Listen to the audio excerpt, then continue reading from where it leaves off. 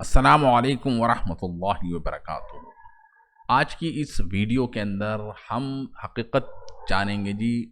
کفر کی اصل حقیقت کیا ہوتی ہے، کافر ایکچول میں ہوتا کون ہے، یعنی کہ صحیح معنوں کے اندر کافر کون ہے۔ آج کل تو فتوے بہت زیادہ عام ہو چکے ہیں جی، یہ بھی کفر ہے، وہ بھی کفر ہے، یہ بھی کافر ہے، وہ بھی کافر ہے، کسی کو بھی ہم دیکھیں تو کافر کہہ دیتے ہیں۔ لیکن قرآن کس طرف اشارہ کرتا ہے اس کے بارے میں کریں گے جی ہم غور اور فکر، اور قرآن کے ذریعے سے ہم جاننے کی کوشش کریں گے حقیقت میں کفر ہوتا کیا ہے اور ان چیزوں کو کرنے والا کافر کیوں کہلاتا ہے۔ تو سورہ بقرہ کی آیت نمبر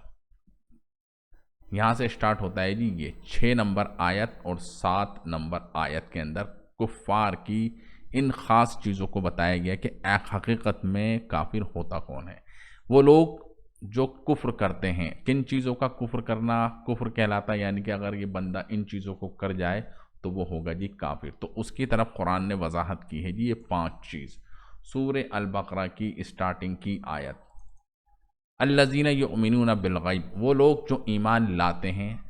وہ کہلاتے ہیں جی مومن، اور جو لوگ غیب کی باتوں پر ایمان نہیں لاتے وہ ہوتے ہیں جی کافر۔ یعنی کہ ایمان نہیں ہے جی غیب کی باتوں کے اوپر، کہ جنت ہے، دوزخ ہے، جہنم ہے، ٹھیک ہے، اللہ کے فرشتے ہیں، یعنی کہ غیب کے اندر جو 7 چیزیں ہیں، آمنت باللہ و ملائکتہ و کتبہ و رسلہ و قدر خیرہ و شرہ من اللہ تعالی والبعث بعد الموت، تو ان سب چیزوں پر اگر ایمان نہیں ہے غیب کی باتوں پر تو وہ بھی ہے جی کافر، اگر کھلم کھلا وہ اس چیز کا اقرار کرے۔ دوسری بات جو نکل کے سامنے آتی ہے، مومن وہ جو غیب پر ایمان لائے اور نماز کو قائم کرے، اور وہی اس کے برعکس، اس کے متضاد اگر ہم دیکھیں گے، وہ لوگ جو ایمان نہیں لائے اور نماز کو بھی قائم نہیں کیا اور نماز کی حقیقت کو نہیں جانا اور نماز کا سرے سے انکار کر دیا، تو وہ لوگ بھی ہوں گے جی کافر۔ 2 چیزیں ہو گئیں۔ تیسرا وہ کہ اللہ تعالیٰ نے جو حکم دیا ہے یعنی کہ زکوٰۃ کا، ٹھیک ہے، اس کو نہیں مانتے ہیں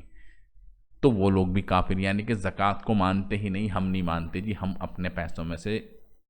زکوٰۃ کیوں دیں، یعنی کہ غریب لوگوں کو کیوں دیں۔ جو کھلم کھلا اس کا انکار کر دے تو وہ بھی کافر، اور جو اس کو مانے، اس پر عمل کرے اور اس کو صحیح مانے تو وہ ہے جی ایمان والا۔ یعنی کہ 3 چیزیں ہو گئی، غیب کی باتوں پر ایمان، نماز کو قائم کرنا، اور جو اللہ تعالیٰ نے رزق دیا ہے یعنی کہ دولت دی ہے اس میں سے خرچ کرنا۔ اگر ان تینوں چیزوں کا بندہ کر دے جی انکار، کھلم کھلا اپنے قول کے ذریعے، اپنے عمل کے ذریعے، اور اڑ جائے اس چیز کے اوپر کہ میں ان چیزوں کو نہیں مانتا، آپ سے جو کرنا ہے کر لو، تو وہ ہے جی حقیقت میں کافر۔ اس کے بعد اللہ تعالیٰ فرماتے ہیں والذین یؤمنون بما انزل الیک، اور وہ لوگ جو آپ صلی اللہ علیہ وسلم کی رسالت کو مانتے ہیں،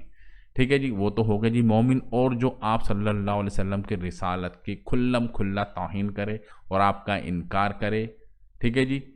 اللہ کو تو مانے لیکن آپ صلی اللہ علیہ وسلم کی رسالت کو نہیں مانے، اور آپ صلی اللہ علیہ وسلم پر جو بھی چیز اتری ہے، قرآن احادیث کے ذریعے آپ صلی اللہ علیہ وسلم جو چیزیں مانی ہیں اس کا کھلم کھلا کر دے جی انکار، تو وہ بھی ہے جی حقیقی کافر۔ اور وما انزل من قبلک، اور جو آپ صلی اللہ علیہ وسلم سے پہلے جو صحیفے کتابیں جو اتری ہیں اس کا بھی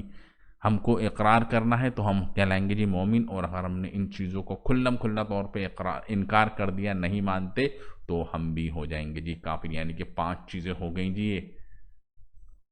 اور آخری چیز جو آتی وبالآخرۃ ہم یوقنون، یعنی کہ آخرت پر یقین رکھتے ہیں، یعنی یقینی طور پہ ایک دور آئے گا جب مرنے کے بعد اللہ تعالیٰ کے سامنے ہم جائیں گے تو اس وقت کیا ہوگا، جس کو ہم کہتے ہیں یوم آخرت، اور اللہ تعالیٰ کہتے ہیں مالک یوم الدین، اور میں یوم آخرت یعنی کہ جزا کے دن کا اور سزا کے دن کا ہوں جی مالک۔ تو یعنی کہ مرنے کے بعد دوبارہ زندہ ہونے کو اگر بندہ کھلا طور پر انکار کرے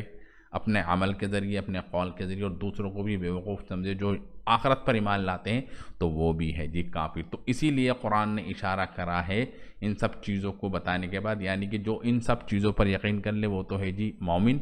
ٹھیک ہے، اور یہی لوگ ہوں گے جی کافر۔ اور جن لوگوں نے ان سب چیزوں کا انکار کر دیا، کفر کا مطلب انکار کر دیا جی اپنے قول کے ذریعے، اپنے عمل کے ذریعے، تو یہی لوگ ہیں جی اصل میں کافر۔ ان الذین کفروا، اب ایسے لوگ جو جی اس عقیدے کے اوپر ہیں ان کو آپ سمجھائیں یا نہ سمجھائیں وہ ایمان نہیں لائیں گے۔ سواء علیہم، برابر ہے ان کے لیے، انذرتہم، خواہ آپ ان کو سمجھائیں یا نہ سمجھائیں وہ ایمان نہیں لائیں گے. لیکن اس کا مطلب یہ نہیں کہ ہم لوگوں کو ایمان کی دعوت دینا چھوڑ دیں. ٹھیک ہے، تو اپنے خود کی اصلاح کے لیے آپ کو ان سب بنیادی چیزوں کی لوگوں کو دعوت بھی دینی ہے، یعنی کہ اس کے بارے میں غور اور فکر کرنا ہے، اور کس طریقے سے اسلام پوری دنیا کے اندر قائم ہو جائے اس کے بارے میں ہم کو کرنی ہے جو غور اور فکر. وہیں اگر کافر کو اگر آپ یہ سب باتیں سمجھائیں گے، جس نے پکا عقیدہ بنا لیا کہ ایسا کچھ بھی نہیں ہے جی، یہ سب چیزیں ہیں جی بیکار، تو ایسے کے لیے اللہ تعالیٰ کیا کہہ رہے ہیں جی آنے والی آیت کے اندر، یعنی کہ آیت نمبر 7 کے اندر، ختم اللہ علی قلوبہم، یعنی کہ ان کے دلوں پر اللہ تعالیٰ نے مہر لگا دی. مہر لگانے کا مطلب کیا ہے کہ ان کے اندر کوئی خیر کی بات نہیں. اس کی مثال ایسی ہے جیسے کہ ایک بوتل ہے، ٹھیک ہے، اور وہ بوتل فل ہو چکی ہے اور اس کے اوپر ڈھکن لگا ہوا ہے، اور آپ اس کے اندر پانی بھرنے کی کوشش کر رہے ہیں. آپ تو اپنا عمل کر رہے ہیں، لیکن جو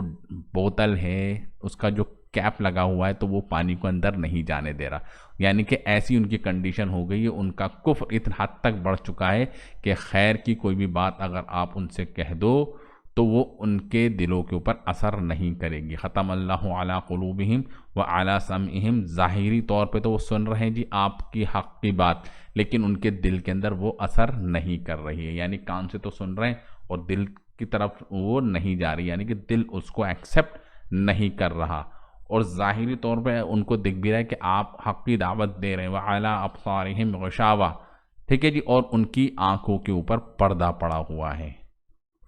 سمجھ میں آ رہا ہے آپ کو؟ یعنی کہ دل کے اوپر مہر لگا دی اور ان کے کانوں کے اوپر بھی مہر لگا دی اور ان کی نظروں کے سامنے پردہ ڈال دیا ہے. وعلی ابصارہم غشاوہ وَلَهُمْ عَذَابٌ عَظِيمٌ، اور ایسے لوگوں کے لیے عذاب ہے. عذاب تو ہے ہی، اور عذاب بھی بہت بڑا، عذاب عظیم. تو کفر، اصل حقیقت میں کفر کیا ہوا؟ یہ ان سب باتوں کا انکار کر دینا جو ان سورہ بقرہ کی پہلی آیتوں کے اندر آیا ہے. تو السلام علیکم ورحمۃ اللہ وبرکاتہ.